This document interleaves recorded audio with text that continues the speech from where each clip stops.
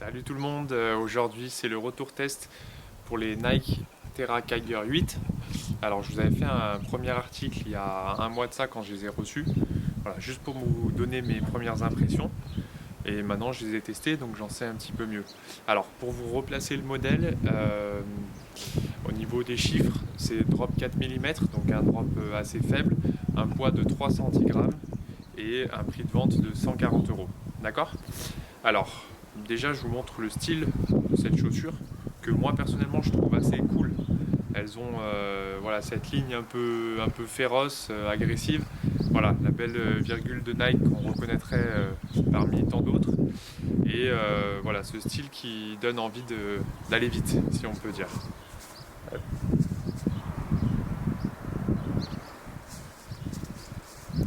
Voilà. Ensuite, au niveau du comportement en course, commençons par les choses qui fâchent un petit peu. Pour moi, 310 grammes, c'est un peu trop. Le poids est un peu trop élevé. Quand on sait ce que Nike est capable de faire, notamment sur ses modèles route, bah, j'estime qu'ils sont capables de faire mieux que ça et d'aller chercher un modèle à 250 grammes, ce qui deviendrait quasi un modèle parfait avec 50 grammes de moins. Parce que là, 310 grammes pour moi, c'est un petit peu trop. L'autre point que j'aime pas trop, c'est la rigidité. Voilà, la chaussure, elle est impliable. Dans ce sens-là, ça va. Comme ça, elle est impliable. Donc une rigidité qui est un peu trop élevée. Alors ça confère un bon dynamisme. Ça, c'est le gros point fort de la chaussure, c'est qu'elle a un gros dynamisme.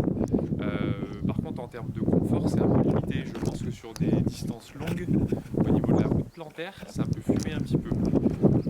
Donc, selon moi, ces chaussures, elles sont plutôt sur de la distance courte. On va être sur du moins de 30 km pour envoyer un peu de la vitesse. Parce que par contre, au niveau dynamisme, elles sont vraiment bien. Ça répond, on sent que le pied rebondit, il y a une bonne restitution d'énergie. D'accord.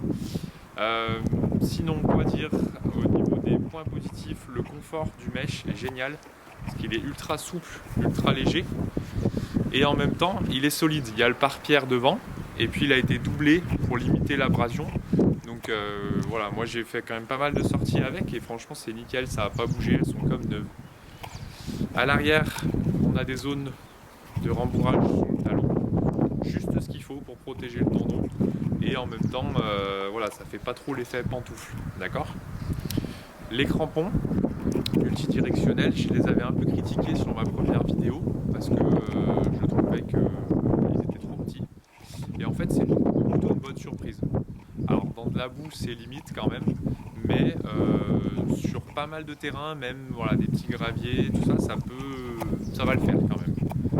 Bon, dans l'idée, c'est quand même des chaussures qui sont destinées à des trails plutôt en été, avec des chemins assez secs et assez roulants. Voilà, c'est vraiment des chaussures de vitesse pour de la distance courte, selon moi.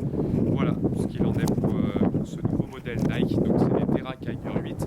Vous aurez plus de détails sur mon article juste en dessous de cette vidéo.